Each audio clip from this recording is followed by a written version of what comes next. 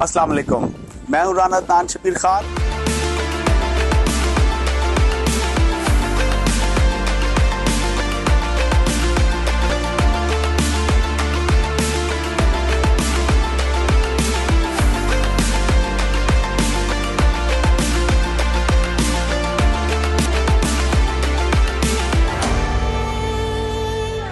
السلام علیکم، میں ہوں رانا عدنان شبیر خان اور آپ دیکھ رہے ہیں نوائے فکر۔ آج 6 سپٹمبر ہے، یوم دفاع پاکستان، اور آج مزار قائد پر گارڈ تبدیلی کی ایک پروقار پریڈ اور تقریب ہوئی ہوگی جو کہ میں نے مس کی۔ خواتین و حضرات، ہر سال اپنی اپنی باری پر 6 سپٹمبر کو وہاں پر کبھی پاکستان ملٹری اکیڈمی کے کیڈٹس گارڈ ٹیک اوور کرتے ہیں، کبھی پاکستان نیول اکیڈمی، اور پھر اس سے اگلے سال پاکستان ایئر فورس کی جو اکیڈمی ہے اس کے کیڈٹس گارڈ کو ٹیک اوور کرتے ہیں، اور یہ بہت خوبصورت اور پروقار تقریب ہوتی ہے۔ اس سال پاکستان ایئر فورس کی باری تھی، آپ سب نے ضرور انجوائے کی ہوگی۔ 6 سپٹمبر کا دن مجھے یہاں امریکہ میں بیٹھے ہوئے فلیش بیک میں لے گیا جب میں اسکول میں ہوتا تھا۔ ہمارے ہاں اسکول میں چھٹی تو نہیں ہوتی تھی، لیکن بہت سارے پروگرامز ہوتے تھے جس میں ڈریس شو ہوتا تھا، مختلف بچے کو آرمی کی یونیفارم، نیوی کی یونیفارم اور ایئر فورس کی یونیفارم پہن کر وہ ایک ڈریس شو ہوتا تھا، پھر مختلف ٹیبلوز ہوتے تھے، تقریری مقابلے ہوتے تھے، اور مجھے اچھی طرح یاد ہے کہ ایک کوئز پروگرام ہوتا تھا نیلام گھر کی لائنز پر جو کہ بہت ہی انفارمیٹیو ہوتا تھا بچوں کے لیے، اور اس میں میزبان بھی بچے ہی ہوتے تھے۔ میں نے خود بھی اس کی ایک دفعہ تیاری کی ہوئی ہے، اس لیے مجھے یاد ہے کہ میں نے 1 مہینہ پہلے سوال جواب بنانے شروع کیے، بہت ساری کتابیں خریدیں۔ بہرحال امریکہ آ جاتے ہیں واپس۔ امریکہ میں کووڈ-19 کا نیا بوسٹر شاٹ 13 سپٹمبر کو اویلیبل ہو جائے گا۔ میں خود، جیسے کہ آپ کو پتہ ہے کہ میں پچھلے آج تقریباً 12واں-13واں دن ہے مجھے کووڈ کے نئے ویریئنٹ اومیکرون کا میں شکار رہا۔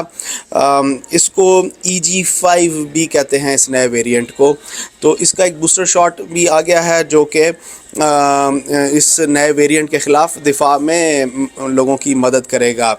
بہرحال میرا خیال ہے مجھے اس کی ضرورت نہیں ہے، لیکن میں پھر بھی ڈاکٹر سے مشورہ کروں گا، اور پھر وہ جب وہ کہیں گے تو وہ شاٹ ضرور لوں گا۔ صرف امریکہ میں 1700 سے زیادہ مریض اس نئے ویریئنٹ کے 20 اگست سے 26 اگست یعنی 6 دنوں میں 1700 سے زیادہ مریض جو کہ ہسپتال میں داخل ہوئے، اور جو نہیں داخل ہوئے میرے جیسے جنہوں نے گھر میں بیٹھ کر اس کا علاج خود ہی کیا، میں تو گھر میں بھی نہیں بیٹھا، کام کرتا رہا ہوں، بہرحال ان کی تعداد آپ خود اس سے اندازہ لگا لیں کہ کتنی ہوگی۔ یہ کووڈ دوبارہ پھیل رہا ہے، اور یہ آپ کے لنگس پہ اور آپ کے سٹمک پہ سب سے پہلے اٹیک کرتا ہے۔ بہرحال اللہ آپ سب کو خیریت سے رکھے اور اس سے بچا کر رکھے، میری دعا ہے، کیونکہ یہ بڑی گندی چیز ہے، خاص طور پہ اگر آپ کی ایج زیادہ ہو جائے تو یہ جان لیوا بھی ثابت ہو سکتا ہے۔ تمام لوگ جو 55 اینڈ ابو ہیں، بلکہ 50 میرے جیسے 50 اینڈ ابو، ماسک کا استعمال کریں، لوگوں سے گلے گلے ملنے کی کوئی ضرورت نہیں ہے، ہاتھ ملانے سے پرہیز کریں، السلام علیکم کہیں دور سے، اور وعلیکم السلام کہیں دور سے، فاصلے سے 6 فٹ کا فاصلہ رکھیں ایسے لوگوں سے جن کو آپ نہیں جانتے، جو کہ نئے ہیں، غیر ہیں، کیونکہ قریب والے لوگوں کا، جاننے والے لوگوں کا تو پتہ ہوتا ہے کہ یہ بیمار ہے یا نہیں ہے۔ اگر آپ خود کسی بھی قسم کے فلو کے سمٹمز محسوس کرتے ہیں تو لوگوں میں وہ پھیلانے سے اجتناب کریں۔ چلتے ہیں شہر اقتدار میں احمد کے پاس۔ سنا ہے پرویز الہی صاحب پھر گرفتار ہو گئے۔ پرویز الہی صاحب ان بس کرو یار، ان جاؤ۔ بہرحال چلتے ہیں احمد کے پاس اور ان سے پوچھتے ہیں کہ کی بنی۔ جی احمد جی، السلام علیکم رانا صاحب، ٹھیک پوچھا آپ نے کہ پرویز الہی صاحب کا کیا بن رہا ہے، ان بیچاروں کا کیا بننا، وہ تو اس وقت ایسی سچویشن میں ہے کہ اسلام آباد آئے، شاید یہاں جان چھوٹ جائے، اسلام آباد میں پھر ان کی ایک دفعہ گرفتاری ہوئی، پھر ضمانت ہوئی، پھر گرفتاری ہوئی، آج پھر وہی ہوا کہ اسلام آباد کی اینٹی ٹیررسٹ کورٹ نے ان کو ریمانڈ دے دیا، تو اب وہ دوبارہ جیل میں۔ تو بہرحال یہ پی ٹی آئی کے لیے مشکل وقت ہے، پرویز الہی صاحب کے لیے بھی مشکل وقت ہے۔ انہوں نے مزید ایک بیان میں یہ کہا ہے، بیان سے مطلب یہ ہے کہ جو بھی بات چیت ان کی جیل میں ہو جاتی ہے، جیل کے دوران جب پیشی کے دوران آتے ہیں تو صحافیوں سے کوئی گفتگو ہوگی، تو اس میں انہوں نے یہ کہا ہے کہ ان کو تو چودھری شجاعت صاحب نے جو ہے نا بھیجا تھا پی ٹی آئی میں، ان کا اپنا ارادہ نہیں تھا، یا جو بھی ہے۔ اب سچویشن یہ ہے کہ خواہ انہوں نے بھیجا تھا یا پہلے اپنے بیٹے کو کہتے تھے کہ مونس نے مجھ پہ زور لگایا، تو جو بھی سچویشن تھی وزارت اعلیٰ تو ان کو ایک دفعہ ملی تھی، پھر ہاتھ سے نکل گئی۔ وعدہ بھی یہ تھا کہ دوبارہ الیکشن ہوں گے تو ملے گی۔ اب الیکشن ہوتے کبھی نظر آتے ہیں، کبھی نہیں نظر آتے، کبھی پھر لگتا ہے ہو رہے ہیں، پھر نہیں ہو رہے۔ تو آج کی سچویشن میں تو یہ صورتحال ہے کہ 5-6 مہینے پہلے الیکشن ہوتے وہ مشکل نظر آ رہے۔ تو اس سچویشن میں پی ٹی آئی کا کوئی بھی لیڈر 5-6 مہینے پہلے عدالت جیل سے باہر نکلتا ہوا نظر نہیں آ رہا۔ تو 6 مہینے بعد جو سچویشن ہوگی وہ پھر دیکھی جائے گی جو بھی ہوتا ہے۔ ابھی تو ایک اکانومی کی فائر فائٹنگ جاری ہے، ڈالر کو روکنے کی کوشش ہو رہی ہے، ملک میں انویسٹمنٹ لانے کی کوشش ہو رہی ہے۔ اس کے بعد پھر دیکھا جائے گا کہ کیا ہوتا ہے۔ تو بہرحال سیاست اس وقت جو ہے پاکستان میں وہ کسی نہ کسی حد تک پھنسی ہوئی ہے، اور کہہ لیں کہ باقی پی ٹی آئی کے لیے کوئی ایسی سچویشن نہیں نظر آ رہی کہ جس میں ان کو کوئی ریلیف ملتا ہوا نظر آئے۔ تو یہ بہرحال ہماری ہمدردیاں بھی ان کے ساتھ ہیں، سیاسی پارٹیوں کے ساتھ ایسا ہوتا بھی ہے، جب اقتدار کے مزے لیتے ہیں، غلطیاں کرتے ہیں تو پھر یہ بھی ہوتا ہے، پھر دوبارہ بھی اقتدار میں آتے ہیں۔ یہ تو سیاسی پارٹیوں پہ یہی وتیرہ ہے، یہی طریقہ ہے۔ دیکھتے ہیں اب کیا ہوتا ہے۔ جی رانا صاحب۔ آج میڈیا میں واشنگٹن ڈی سی میں موجود پاکستان کی ایمبیسی کو ایک آفیشیل سٹیٹمنٹ دینی پڑی، جس کی وجہ میں پہلے احمد کے پاس لے کے جاؤں گا، بعد میں خود بھی بیان کروں گا۔ اور اس سٹیٹمنٹ میں یہ بڑے واضح الفاظ میں کہا گیا اور لوگوں کو بتایا گیا کہ کسی پاکستانی شہری کو ویزا ڈینائی نہیں کیا گیا جو کہ لنکڈ ہے پاکستان تحریک انصاف کے ساتھ۔ یہ بڑا لاؤڈ اینڈ کلیئر بتایا گیا۔ آج سے تقریباً 1 سال پہلے بھی اسی قسم کی ایک سٹیٹمنٹ دینی پڑی تھی پاکستان کی ایمبیسی کو۔ تو چلتے ہیں احمد کے پاس اور ان سے پوچھتے ہیں وہ کیا کہتے ہیں۔ جی احمد۔ جی رانا صاحب، واشنگٹن ایمبیسی آپ امریکہ میں ہیں، آج آپ کے لیے بھی خبر ہے۔ واشنگٹن ایمبیسی امریکہ پاکستان کی جو ایمبیسی ہے واشنگٹن میں، اس کی طرف سے ایک سٹیٹمنٹ آئی ہے کہ یہ غلط خبر ہے کہ پی ٹی آئی کے کسی بھی ایسے ہمدرد کو جو پاکستانی امریکن ہو اس کو پاکستان کا ویزا نہیں دیا گیا۔ خبریں چلی تھیں سوشل میڈیا پہ کافی ہوئیں کہ ایسے پی ٹی آئی کے ہمدرد کو ویزا دینے سے انکار کر دیا گیا، جو امریکی شہری ہے وہ پاکستان جانا چاہتا تھا، پاکستانی نژاد ہے۔ تو اس سچویشن جو ہے وہ کافی کہہ لیں کہ اچھی نہیں ہے۔ اگر پی ٹی آئی کے لوگوں کو ویزا ملنا بند ہو گیا تو ان کے لیے کافی مشکل ہو جائے گی، کیونکہ خاندان اور لوگوں کے بغیر، فیملی کے بغیر تو کوئی نہیں جا سکتا۔ کسی کے والدین ادھر ہوتے ہیں، کسی کے بھائی ادھر ہوتے ہیں، لوگ آتے ہیں، ملتے جلتے ہیں۔ رانا صاحب آپ کو بھی اندازہ ہے، تو اگر پی ٹی آئی والوں کے لیے ویزا ملنا مشکل ہو گیا تو اور بھی پرابلم ان کے لیے بڑھ جائے گا۔ تو یہ ایک ایڈیشنل ایسی سچویشن دیکھنے میں نظر آئی ہے جو نارملی تو نہیں ہوتی، کیونکہ پیپل پارٹی، نون لیگ اور ان پہ کڑے وقت بھی آئے، مشکل وقت بھی آئے، لیکن یہ کبھی نہیں ہوا کہ ان کے ملنے جلانے والے، آنے جانے والے لوگ پاکستان کے باہر سے آنے جا کوشش کرتے ہیں اور ان کو روکا جائے۔ یہ کبھی ہوا نہیں ویسے، تو یہ تھوڑی سی زیادہ ایکسٹرا سخت مثال ہے۔ بہرحال دیکھتے ہیں کیا ہوتا ہے، ہو سکتا ہے یہ خبر غلط ہو، اس میں بھی کوئی دوسری رائے نہیں، لیکن یہ ہے کہ یہ خبر ضرور آئی ہے کہ انہوں نے یہ سٹیٹمنٹ دی ہے، اور سٹیٹمنٹ کسی وجہ سے نہیں دی جاتی، لازمی بات ہے کچھ ہوا ہوگا۔ اب ویزا کسی صاحب کا کیوں ریجیکٹ ہوا، اس کی ڈھیر ساری بنیادیں ہو سکتی ہیں، لیکن پاکستان نارملی ویزا ریجیکٹ کرتا نہیں ہے۔ میں نے جتنے بھی کیسز میں کام کیا ہے، صحافی آتے ہیں اور لوگ بھی آتے ہیں، وہ پروفیشنل ویزا نہیں لیتے، وہ وزٹ ویزے پہ آ جاتے ہیں، پھر بھی آ کے یہاں پہ صحافت کرتے ہیں تو ویزا ان کو مل جاتا ہے، کوئی روکتا نہیں، بعد میں چینج بھی ہو جاتا ہے۔ بعد میں چینج ہونا مشکل ہوتا ہے لیکن پھر بھی ویزا ان کو ملتا رہتا ہے۔ वजारत इत्तलात और नशरियात हमारी इसमें काफ़ी कोऑपरेट करती है, उनका एक्सटर्नल पब्लिसिटी विंग है जो काफ़ी इस हवाले से उनसे कोऑपरेट करता है। तो देखते हैं, ये नई डेवलपमेंट है, वैसे नई बात सुनने में आ रही है। रान साहब इस पर आप भी तबसरा फरमाएं जी। जी अहमद, मैं इस पर बड़ी तफसील से बात कंक्लूजन में करूँगा और ज़रूर करूँगा, क्योंकि मुझे बड़ी तकलीफ़ होती है जब भी किसी भी फोरम पर पाकिस्तान को बदनाम करने की कोशिश की जाती है।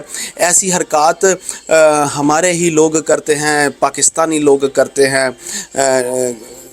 कि उससे पाकिस्तानियों को, पाकिस्तान को इंटरनेशनल लेवल पर शर्मिंदगी का सामना करना पड़े।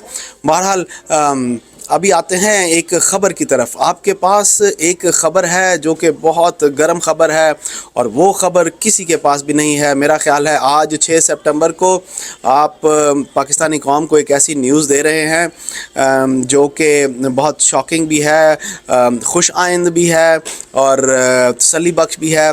तो वो ख़बर है इमरान रियाज़, जो कि एक मशहूर मारूफ सहाफ़ी, सो कॉल्ड सहाफ़ी, मैं तो उन्हें सहाफ़ी नहीं कहता, मैं तो नहीं समझता कि उनमें सहाफ़त वाली कोई भी इक़दार मौजूद है उन साहब में, क्योंकि वो झूठ माशाल्लाह बहुत रवानी और फरावानी से बोलते हैं। हाँ, उन्हें पीटीआई का वर्कर ज़रूर कहा जा सकता है। यस, पीटीआई के डाई हार्ड वर्कर साहब, उनकी ख़बर है आपके पास, तो सुनाइए। राना साहब, लाहौर हाई कोर्ट ने आईजी को हुक्म दिया कि जनाब इमरान रियाज खान साहब को 13 सितंबर तक पेश किया जाए या उनके बारे में खबर लाई जाए। खबर ये आई, आईजी ने कहा कि उनके बारे में अच्छी खबर। बहुत सारी दरमियान में खबरें आती रहीं कि उनकी डेथ हो गई है, उनको अगवा करने वाले कहाँ ले गए हैं, ये होगा वो होगा।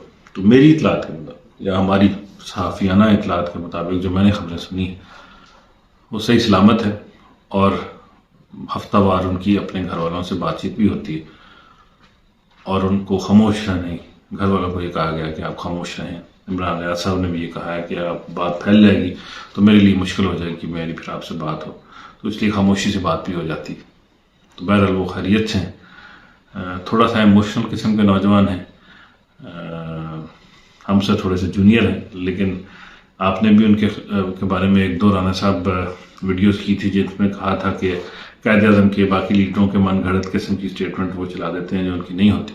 एक्चुअली होता यह है कि ऐसी ढेर सारी चीज़ें सोशल मीडिया पे चलती रहती हैं, और सोशल मीडिया पे बहुत ज़्यादा प्रोपोगंडा पाकिस्तान के ख़िलाफ़, पाकिस्तान की इंस्टीट्यूशन से मतलब उस्ताद का जो इंस्टीट्यूशन है, मौलवी का जो इंस्टीट्यूशन है, पीर खानों के जो इंस्टीट्यूशन हैं, इनके ख़िलाफ़ ड्रामे बन रहे हैं, इनके खिलाफ पोस्टें बन रही हैं, उनके पास मुसलसल वालदैन के ख़िलाफ़ और ढेरों ऐसी पोस्टें, ढेरों पाकिस्तान के ख़िलाफ़, सूबों के ख़िलाफ़, अदालतों के ख़िलाफ़, फ़ौज के ख़िलाफ़ ढेर प्रोपोगंडा चलता है, और वो ऐसी पोस्टें बाद में पता चलता है कि वो पाकिस्तान दुश्मनों की तरफ से आई। मेरा एक दफ़ा एक पोस्ट पे बहस हो गया, मजहबी तौर पे मैं नाम नहीं लेता, लेकिन उसके पीछे कादियानी निकले और मेरा उनसे बहस हुई, तो उन्होंने कहा हमारा तो काम है ऐसी पोस्टें डालना। तो इस तरह के और भी ऐसे ढेर सारे एंटी पाकिस्तान लोग हैं जो इस काम में मुलव्वस हैं। तो मैं बहरहाल ज़्यादा इस पर बात नहीं करता, लेकिन ये मुझे पता है कि इंडिया की तरफ से बहुत ज़्यादा पोस्टें आती हैं और दुश्मन मुल्कों की तरफ से बहुत ज़्यादा पोस्टें पाकिस्तान के ख़िलाफ़ आती हैं। तो इमरान रियाज साहब को और बाकियों को भी फैक्ट चेक कर लेना चाहिए, तो इस पर ज़्यादा बोलने में, और इमोशनली आपकी जिसके साथ अटैचमेंट है, हमारी भी हो सकता हो, मजहबी तौर पे भी हो, लेकिन उस पर थोड़ा सा म्याना रवैया रखनी चाहिए।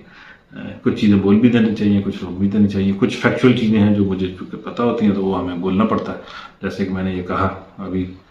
तो बहरहाल इमरान रियाज के बारे में सुना है कि वो खैरियत से, तो ये साहब और अहम डेवलपमेंट है पीटीआई वालों के लिए, ख़ास तौर पे है। बाकी अच्छी खबरें नहीं हैं उनके लिए ये, लेकिन ये अच्छी खबर ज़रूर है। जी राम साहब।